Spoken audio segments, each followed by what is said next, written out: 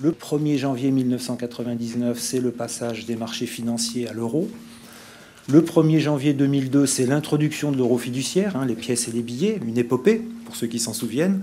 Et puis, bientôt, le 1er février 2014, ce sera le passage à ce qu'on pourrait appeler l'euro scriptural, notamment pour le virement et le prélèvement.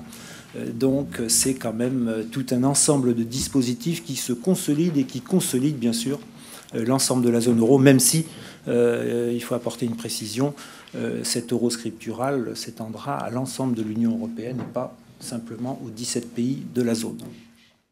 La zone CEPA, c'est une zone européenne étendue, 32 pays en Europe, les 27 États membres de l'Union européenne. Cela permet de manière simple et concrète de pouvoir réaliser des paiements ou des encaissements dans les mêmes conditions, quel que soit le pays où on se situe en Europe. Et cela concerne tout le monde au niveau national, y compris si on est une PME qui ne travaille qu'avec des Français en France, on aura besoin de passer à CEPA. Ces moyens de paiement, aujourd'hui, ils sont prêts et ils sont proposés et mis en œuvre dans chacune des banques.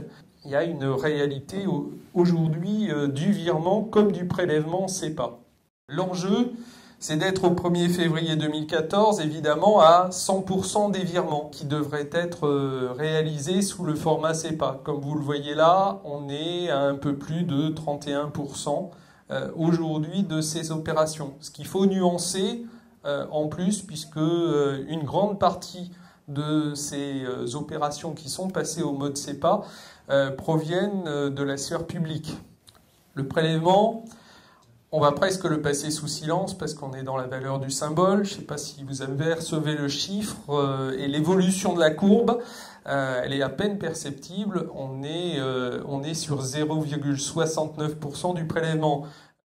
CEPA, c'est une obligation. Là, je vais peut-être décevoir certains d'entre vous qui se disaient encore, finalement, 1er février 2014, je vais passer à travers et je ne vais pas le faire. Bien non, c'est totalement une obligation. Et aujourd'hui, le 1er février 2014, qui est extrêmement clair, c'est que la date ne risque pas de changer. Le 1er février 2014, très très concrètement, le virement et le prélèvement remplaceront définitivement les moyens de paiement nationaux qui étaient jusqu'alors en place. On a donc jusqu'au 1er février 2014 pour pouvoir d'ores et déjà adopter dans les flux financiers de l'entreprise les virements et les prélèvements sous ces normes CEPA.